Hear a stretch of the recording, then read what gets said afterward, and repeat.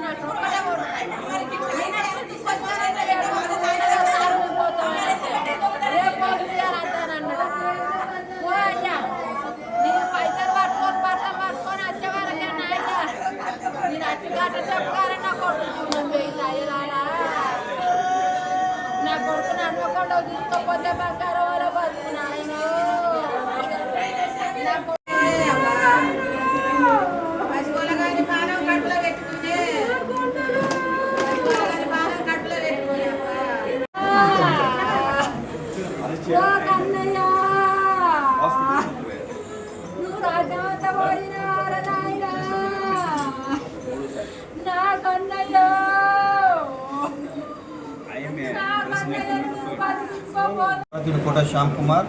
కరీంనగర్లో హాస్పిటల్స్ ఎంత దౌర్జన్యంగా వ్యవహరిస్తున్నాయంటే, కొంతమంది డాక్టర్లు ఎంత నిర్లక్ష్యంగా ఉన్నారంటే పేషెంట్ల పైన అసలు వాళ్ళు డాక్టర్ వృత్తికే అనర్హులు అన్న విధంగా వాళ్ళు ప్రవర్తిస్తున్నారు. మీరు అబ్జర్వ్ చేస్తే కరీంనగర్లో వారానికి ఒక ఇన్సిడెంట్ జరుగుతుంది. వారానికి ఒక ఇన్సిడెంట్ కరీంనగర్లో ఏదో ఒక నిర్లక్ష్యం వల్ల చిన్నపిల్లలు కానీ పెద్దపిల్లలు కానీ పెద్దవారు కానీ ఎవరో ఒకరు చనిపోతున్నప్పటికీ కూడా ఏ హాస్పిటల్ మీద చర్యలు తీసుకోవడం లేదు. తూతూ మంత్రంగా హాస్పిటల్ అన్ని సీజ్ చేసినట్టు చేస్తున్నారు. తెల్లారి వేరే పేరో లేకుండా ఇంకో విధంగానో తీసి ఓపెన్ చేసి మళ్ళీ అదే డాక్టరు ప్రాక్టీస్ చేస్తున్నారు. మళ్ళీ ప్రజల ప్రాణాలు తీస్తూ ఉన్నారు. అయినప్పటికీ కూడా ప్రభుత్వాలు, మా కలెక్టర్ గారు కానీ మున్సిపల్ కమిషనర్ గారు కానీ వీళ్ళందరూ కూడా చూస్తూ, డిఎంహెచ్ఓ గారు చూస్తూ నిర్లక్ష్యం చేస్తూ ఉన్నారు. కాబట్టి ఖచ్చితంగా నేను చెప్తున్నాను, డాక్టర్లు కూడా తెలియజేస్తున్నాను, దయచేసి రిక్వెస్ట్ చేస్తున్నాను మిమ్మల్ని కూడా. మీరు ఒక దేవుడు లాంటి వాళ్ళు. జనరల్గా డాక్టర్స్ అంటేనే ఒక దేవుడు అన్ని చోట్ల ఉండడు కానీ మిమ్మల్ని రిప్లేస్ చేసి అందరి ప్రాణాలు కాపాడాలి. అలాంటి వృత్తిని మీరు అపవర్గం చేసుకుంటూ, ఈ వృత్తికి కలంకం తెచ్చుకుంటూ మీరు ఇలా ఉండొద్దు అని నేను రిక్వెస్ట్ చేస్తున్నాను. కరీంనగర్లో ఉన్న డాక్టర్స్ అందరికీ కూడా మీరు కూడా ఆలోచించండి. ప్రజల ప్రాణాలంటే ఏదో చెలగాటం పైన మీరు ఆటలాడకండి. అదేవిధంగా మీరు వేసే పైసలు మేము కట్టడానికి సిద్ధంగా ఉన్నప్పుడు కూడా మాకు డెడ్ బాడీలు మీరు అప్పచెప్తున్నారు, ప్రాణాలతో అప్పచెప్పడం లేదు. కాబట్టి మీరు కూడా ఖచ్చితంగా దయాగుణంతో ఉండాలి. అదేవిధంగా ఖచ్చితంగా ప్రాపర్గా ట్రీట్మెంట్ చేయాలి అని తెలియజేస్తూ, ఇక్కడ జరిగిన నిర్లక్ష్యం ఘోరాతి ఘోరంగా ఉంది. పైన పార్టీ జరుగుతుందట, కింద వీళ్ళ బాధ వర్ణాయుతంగా ఉంది. పాప 3 నెలల పాపకు ఈ శ్వాసతో కొట్టుకుంటుంటున్నా కూడా అరగంట సేపు కూడా డాక్టర్ రాలేదు, పైన పార్టీ చేసుకుంటున్నానంటే ఎంత దౌర్జన్యం ఇది! ఎంత దౌర్జన్యం, ఎంత బాధాకరమైన విషయం ఇది! దయచేసి ప్రతి ఒక్కరు కూడా నేను రిక్వెస్ట్ చేస్తున్నాను, దయచేసి డాక్టర్లకి రిక్వెస్ట్ చేస్తున్నాను. ఇంకెవరికి రిక్వెస్ట్ చేస్తాం? మేము డాక్టర్లకి రిక్వెస్ట్ చేస్తున్నాం, ప్రభుత్వాలకు రిక్వెస్ట్ చేస్తున్నాం. మారాలి, మార్పు రావాలి. మీరు కూడా దయచేసి మంచి ట్రీట్మెంట్ అందజేయాలని కోరుకుంటూ జై హింద్, జై భారత్. మీ భారత్ కోట శ్యామ్ కుమార్. ఒక దందా అయిపోయింది ఫీజుల గురించి.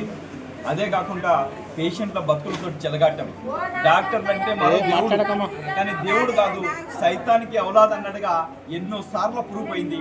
ఇప్పుడు కూడా ఈ రాక్షసి డాక్టర్ అన్నట్టుగా ఇక్కడ కనబడుతుంది హాస్పిటల్ వ్యవహారం.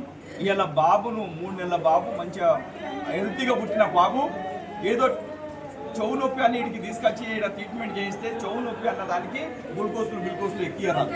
కానీ ఆ చెవు నొప్పికి డ్రాప్ ఇస్తారు, లేదా చిన్న సిరోప్ ఇస్తారు, ఎలా కొడతారు.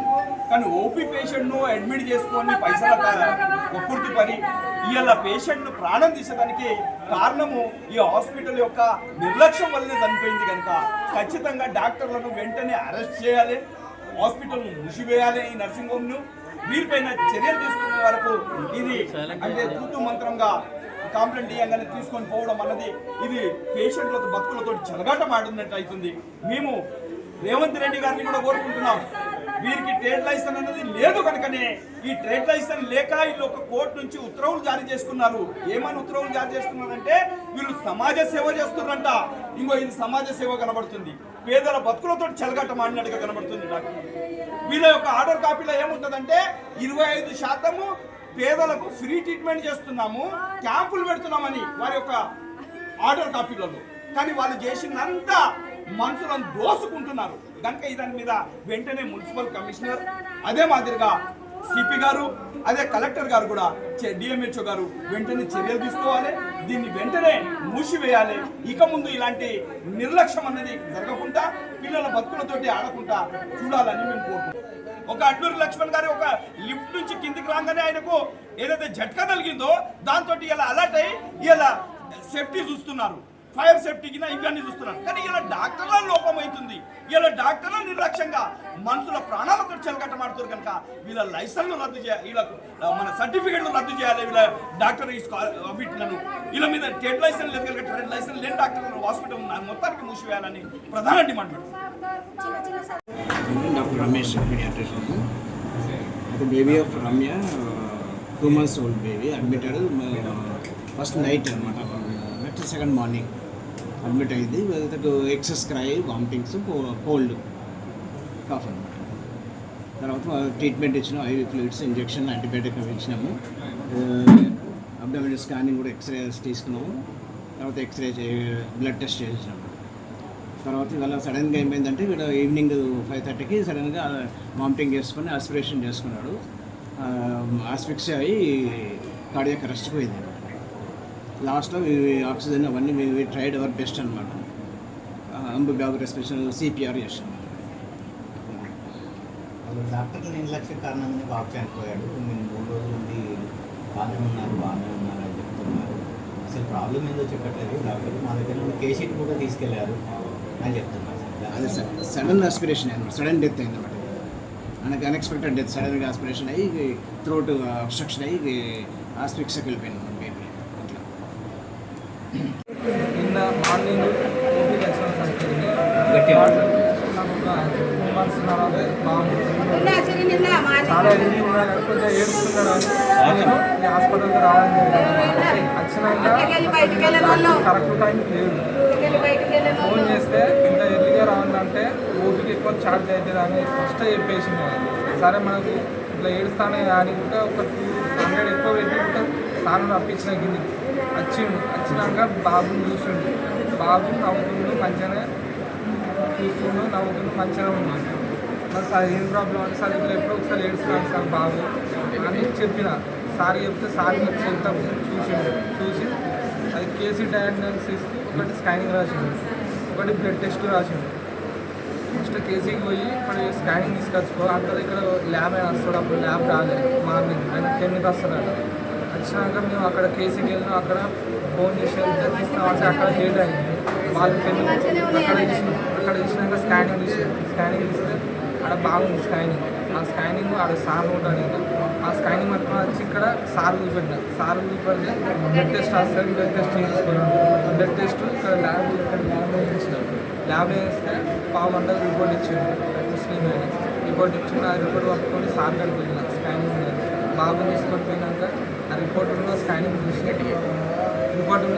చూసి బాబుకి ఏం ప్రాబ్లం లేదు, బ్లడ్ టెస్ట్ బాగుంది, బ్లడ్ బాగుంది, ప్లేట్లెట్స్ బాగానే ఉన్నాయి, ఈ బ్లడ్లో ఇన్ఫెక్షన్ కూడా ఏం లేదు, అంత క్లియర్ ఉంది, స్కానింగ్ కూడా బాగానే ఉంది. కాకపోతే ఎప్పుడన్నా నేర్చుకున్నాడంటే ఇట్లా చెవులు ఇట్లా అన్నాడు. అన్నప్పుడు చెవు నొప్పి నాకు బాగుంది, చెవు నొప్పి ద్వారా ఏడుస్తాడు అని అన్నాడు. చెవు నొప్పి మరి ఎట్లా అంటే ఇయర్ డ్రాప్స్ రాస్తా, ఇది డైలీ 3 times అయ్యి అని అన్నాడు. చెవు నొప్పికి సెలాన్ పెట్టి ఈ క్యానల్ పెట్టిండు. చెవు నొప్పికి క్యానల్ పెట్టిండు, సెలాన్ రాసిండు, సూది గుడ్డు రాసిండు చిన్న నొప్పిగా. సరే మరి ఎక్కించుకున్నాక వెళ్ళాను సార్ అంటే ఇవైతే ఫస్ట్ ఎక్కించుకోవాలి, తర్వాత చెప్తాన్నాక ఎక్కించుకున్నాక ఆ 150 ml ఎక్కించి ఇంజక్షన్స్ వేసి ఇక్కడ వేసినాక బాగా మంచిగా నవ్వుతున్నాడు, మంచిగా వస్తున్నాక సార్ గారికి ఆయన ఇక్కడికి కూడా రాలేదు, మేమే అక్కడికి వెళ్ళాము, అక్కడ లేవు. మళ్ళీ ఇక్కడ స్టాఫ్ ఫోన్ చేస్తే లిఫ్ట్లో 10 నిమిషాలకు ఒకసారి వస్తాను. సార్ విధంగా వచ్చాను సార్, మరి ఈ సెలైన్ మళ్ళీ సగం ఉన్నాయి కదా, ఈ సగం ఎక్కించుకొని సాయంత్రం కొర్రాను చెప్పిన మాట.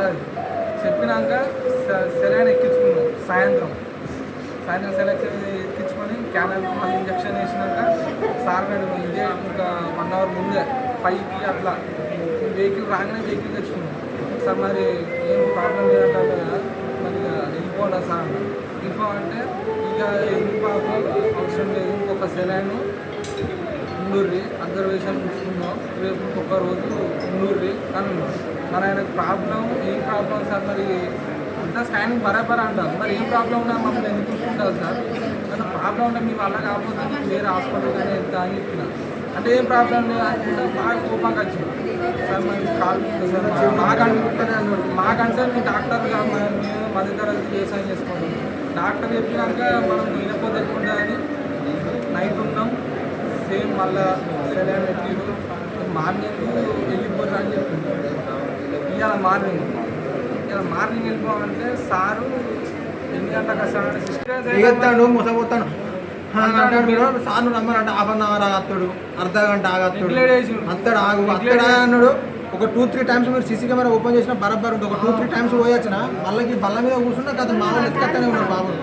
ఆల్రెడీ మెడల్ మొత్తం కింద పడేసి అచ్చుడితోనే పోయి సారు అంటే మీరు 2 సార్లు ఫోన్ చేస్తే లిఫ్ట్ చేయకపోతే అప్పటికే 20 మినిట్స్ అవుతుంది. ఆ లిఫ్ట్ కాడ పోయి అద్దాలు వాళ్ళకూడదని కూర్చుంటే అద్దాలు వాళ్ళలేదు. లిఫ్ట్ గట్టిగా ఉండి అంత బాధతో కూర్చున్నా కానీ వాళ్ళలేదు.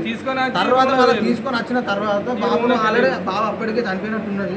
బాబుని తీసుకొని వచ్చి చిన్నగా అట్లా అతను మొత్తం అదొకటి ఇదోటి అట్లా షో చేసి 1/2 అవర్ షో చేసి ఏం చెప్పకపోతేనే అద్దాలు అటు ఇటు అని చెప్పేసి అట్లా అటు చేసి మాకు బాధ ఉన్నదా?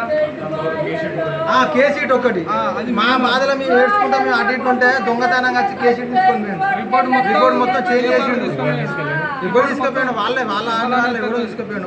రిపోర్ట్ హ్యాండ్ ఓవర్ చేసి కానీ తీసుకొచ్చి రాంగ్ కాబట్టి ఇవాడు మాకు పొద్దున్న అక్కడ సంచలనం తీసుకెళ్ళి